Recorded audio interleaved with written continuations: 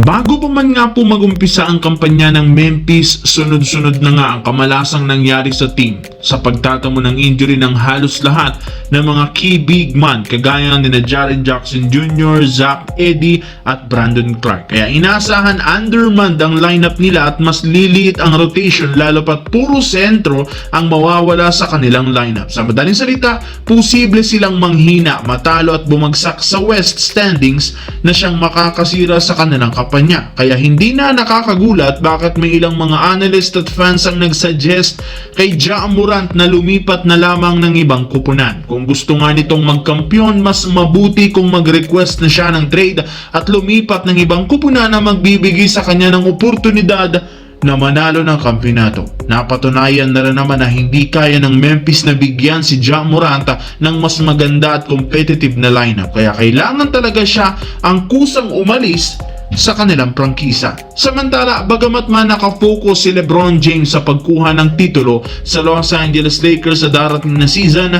hindi pa rin naman natin maikakaila na isang malaking question mark ang future nito since wala nga itong nakuhang extension sa Lakers. Expected na pupunta at papasok siya sa free agency. Dahil dyan, pwede nga siyang umalis sa team at lumipat ng ibang kupunan.